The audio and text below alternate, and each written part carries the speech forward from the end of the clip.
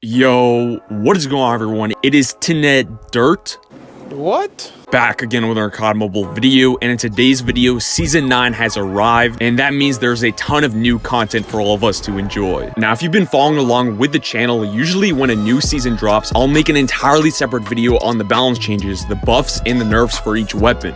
However, in this season, there aren't many changes when it comes to the multiplayer side of the game, so I will just briefly go over that for probably 3 to 4 minutes, should not take long, and then we can cover all the other exciting new content that Season 9 brought, including zombies. The first weapon that got nerfed, and this actually got a ton of nerfs, is the CR56 AMAX with M67 ammunition. It got a significant nerf to its damage at range, making it not as OP at long range as it was last season.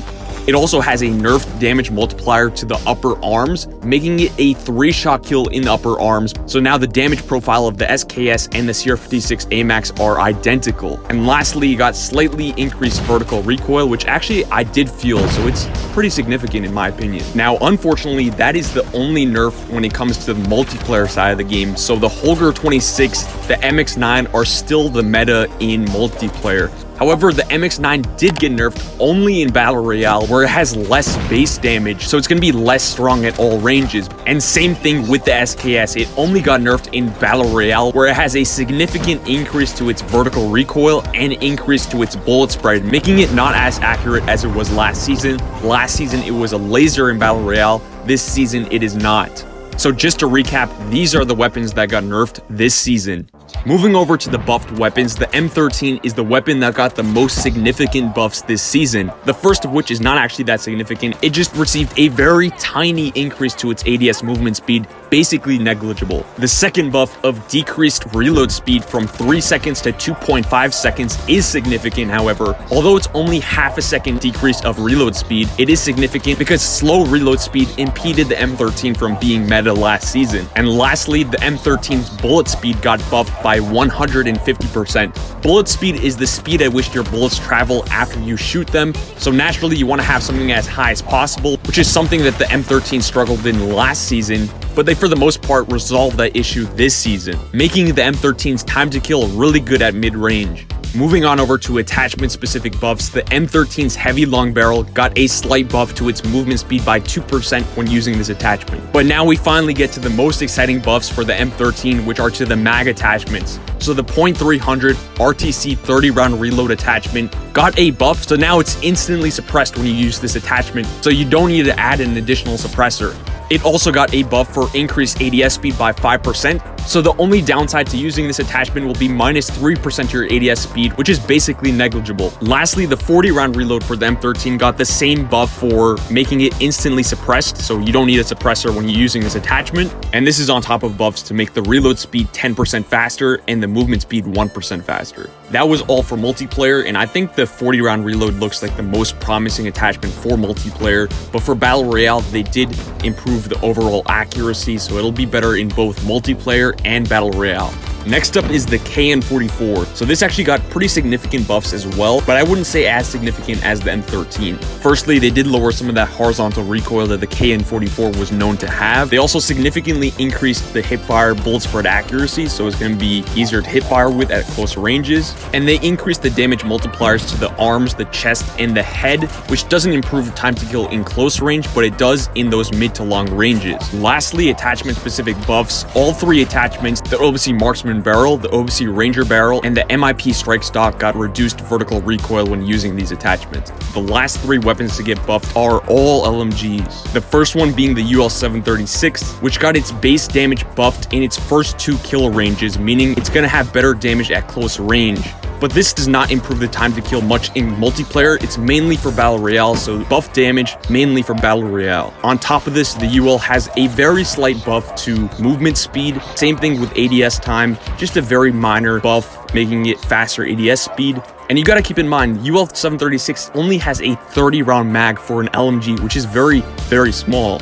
So what did they do to compensate for that? They nerfed the extended mags. So the 50 and 60 round mags have nerfed movement speed when you use them, which doesn't make any sense. UL 736 is not in the meta at all. Next up, they did reduce some of the vertical and horizontal recoil that the S36 was known to have, but that does not put it in the meta in my opinion. Definitely the Holger is the easiest LMG to use still. And lastly, the chopper's first kill range was extended up to 14 meters, so it's going to be better at close to mid ranges than it was previously. So just to recap, these are the weapons that got buffed this season. Now, I also want to briefly mention some Scorestreak buffs. So number one, the SAM turret got buffed for increased explosion damage per missile, and it only has 2 missiles, and it now costs 660 points instead of 850. So no one used it before the update, no one should use it now after the buff it received. It's useless. Just use an FHJ. Next up, the Swarm got buffed, so it now has 600 killer drones per swarm instead of 4. This is an absolute disaster. I already felt it just one day with Season 9 coming out. People are spamming persistent swarms. It's a disaster. I don't know why they buffed it, because it's a disaster. If you play Legendary rank, I'm in Legendary right now, and it's a disaster. Number 3, the Napalm now costs 1,190 points instead of 1,500. And lastly, number 4, the Lightning Strike now costs 850 points instead of 1,050, which again is going to be great for persistence users. And the explosion radius of the 3 clusters are now at 15 meters, so it's going to be more OP.